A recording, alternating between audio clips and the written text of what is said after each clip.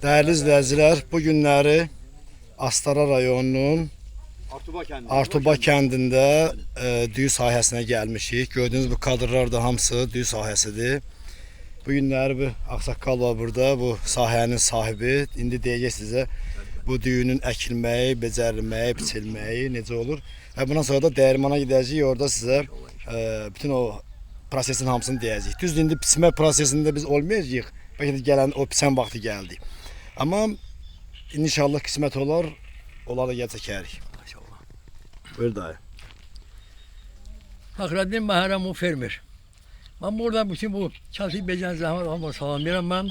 Demek bugün bu insanlar burada demek ki akin ekmeğe gelmişler. Yani ki bu ümmete bu şaltık akini ki var bu 3 son aparılır. Hem sapma usulünden. Ve bundan alaba bu demek kosi bu demek ki avadanlar başı onu aşırlar. Lakin en hayırlısı ben çalışıyorum diyeyim ki demek ki bu el nakilmeydi bu.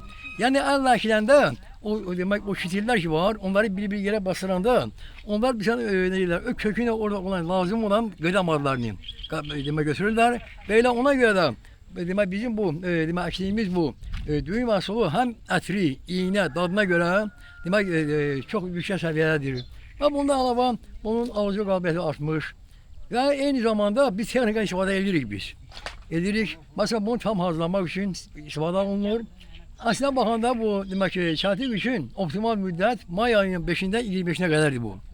Artık demek bizim arazimiz Artma kendinde bu demek tamamlamak üzeredir bu. Ve Artma kendinin demek bizim bu demek ki zahmet alımları esas meşgulluğu çatıkçılığıydı bu. Bazen buna bizim bu demek öz dilimizde, öz diyalektimizde buna bir arada değiller. Yani çobarılan yer. Ve cemaat burada demek kent sakinleri halsa bir demek her il bir 100-150 hektar bunlar burada ekirler. Şükür Allah'a hal-hazırda bu boyda sahə böyüyübdür. Bunun da böyük olsun inşallah. Azərbaycanımızda elə olsun ki, bol məhsuldar, hər bir tərəfdən bol məhsuldar torpaq sahələr olsun, əkinlər olsun. Siz də bax bir ağsaqqal kimi bu sahələrin başında durub belə İnşallah. belə deyək, nəzarət edəsiniz. Edək. Sağ olun. Salam xanımlar, yolum gəlsin. Hardan gəlin?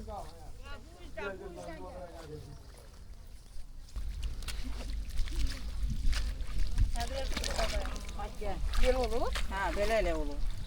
Əvvəl adam yıxılır, sonra dürür.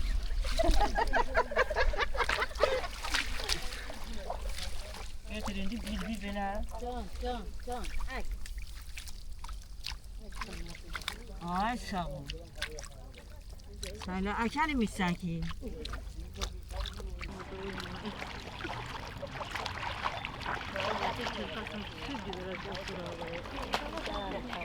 Çıkan bura.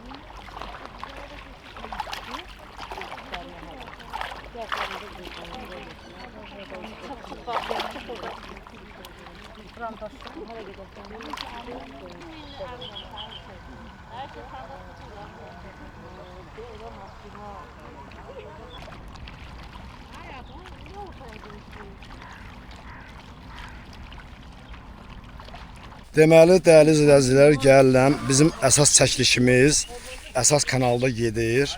Burada sizə izahlı şəkildə təqdim edirəm. Amma o bir kanalımızda izahsızdır. Belə deyək də, relax bir videodur. Burada izah edirəm ki, düyünün necə əkildiyini, düzdür, orada yazmasınlar ki, bilmirik. Bəli, siz bilirsiniz. Bilməyənlər üçün deyirik. Düyü necə əkilir, orada çəkiliş gedir, səssizdir ona görə. Düyü necə əkilir, necə biçilir, indi bu videoda göstərə bilməyəcəyik. Çünki o prosesli gözləməliyik, amma biz bunu sizə təqdim edəcəyik. Bu videomuz Instagramda trend oldu, qısa başlıq qoymuşduq dünənləri. Bu günləri artıq gəlmişik əkinə, əkməyə. Və indi sizə göstərəcəm, görün xanımlar suyun içinə, palçığın içinə min bir əziyyətlə girib o düyünü əkirlər və axırda sonda sizə süfrənizə o şah plovu bişirən düyü necə gəlib çıxır. Deməli, düyünün əkilmə prosesi yalnız və yalnız suda əmələ gəlir. Yeganə bitkidir ki, suda bitir, suda bişir. Bax belə, xanımlar min bir əziyyətlə suyun içine girirlər, əlləri axşama qədər bu 500 hektar deyirlər yer var burada. Bunların hamısını hər gün beləcənə əllə əkirlər. Bu da güneldir, üzvdən bağırıb görsənmir. Gəlin deyək kimlə. Bu formada bəziləri çəkməklə, çəkmə də yəni çox kip olmalıdır. Əgər çəkmə kip olmasa, Mənki kip döydə. ayağı qalırdı. Mən günələ balıqçı öz belə deyək, formamı vermişəm. Balıqçı formamı. Amma əslində görürsünüz xanımın ayağında olan çox kip çəkmədir. Təsəvvür edin o çəkmənin içində ayaqları soyuq, tərləyir, hava keçirtmir. Axşama qədər bu formada belə əziyyət çəkirlər. Ona görə də belə deyək. O süfrənizə gələn o hazır düyünün dəyərini bilin. Qiymətini bilin. Yəni bu xanımların əziyyətidir. Xalqımızın, dövlətimizin bizə bəxş elədiyi öz düyümüzü süfrəmizdə ondan pula bişirmək bu formada. Gördüyünüz o topa-topa olanlar şitillərdir. Əvvəldən tutulur hansısa istixanalarda. İndi gəlir bu formada belə əkirlər suya. Birbaşa suyun içində bitir. İndi birazdan gedəcəyik dəyirmana. Orada bir qardaşı saxlatmışıq, xahiş eləmişik. Onun çəltiyi var, yəni təmizlənməmiş düyüsü var. Və biz o düyünü orada necə üyüdülmə prosesində göstərəcəyik. Hazır ondan da bir 5 kilo düyü alacağıq. Aparıb onu da evdə əsas kanalımızda bişirəcəyik. Burada bişirməni göstərməyəcəyik. Bəlkə də hazır vəziyyətini göstərdik, amma əsas kanalımızda bişirməni göstərəcəyik. Ona görə də Golden Hands Cooking kanalımıza keçin. Orada izləyərsiniz əsas o maraqlı məqamları. Və burada sizə izah edirdim ki, yəni düyünün əkilmə prosesi necə olur.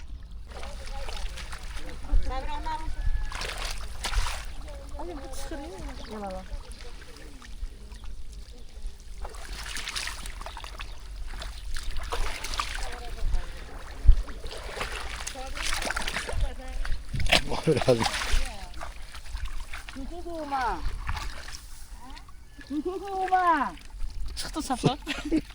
Dayan görün, dayan. Ay dəqiq bax YouTube kanalıya. Ay çırıldı. Düşdü. Abi. Ayna burada bak kurda ayna. Qımdan da otursan mən də qabağa yıxılmam. Var olun xanımlar, sağ ol. İşiniz aman da olsun. Çox sağ ol. Yaxşı olsun. Sizə də bacı. Sənə əziyyət verdim, məni çox kömək elədi.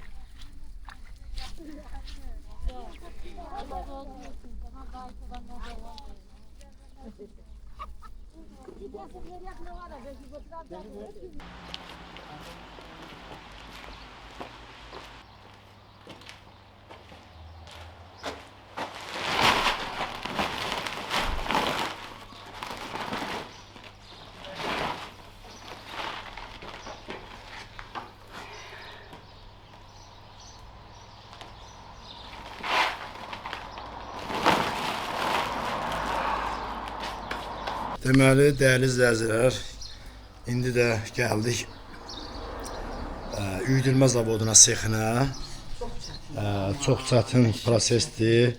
Bu indi düyünün hazır olmayan vəziyyətidir. Çəltik deyirlər buna. Bu çəltikdir bu formada. Sonra bunu tökürlər indi görək. Qismət olsa göstərəcəyik. Dəyirmandır. Bu gözlər də ona görədir ki, hər adamın belə deyək ki, biri 3 nəfər üst tutarlar da, burada 3 dənə gözdür burada. 3 dənə gözdür, sağlar, tozunu, zibilini təmizləyirlər. Sonra buradan lenta ilə gəlir, tökülür bura, buradan qalxır yuxarı, təmizlənə, yer axırda burada təmiz düyü, buradan meşokdan tökülür də bura gəlir.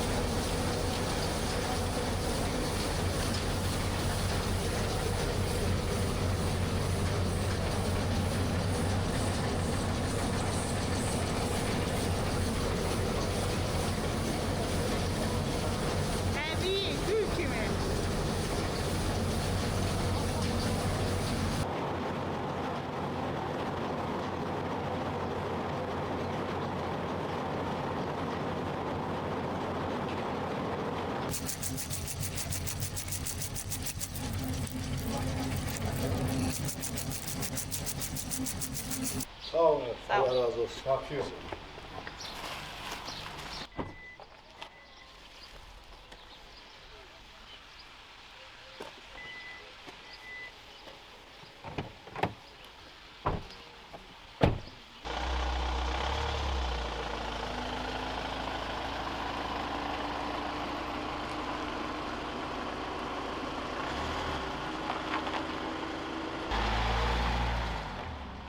Tez gel.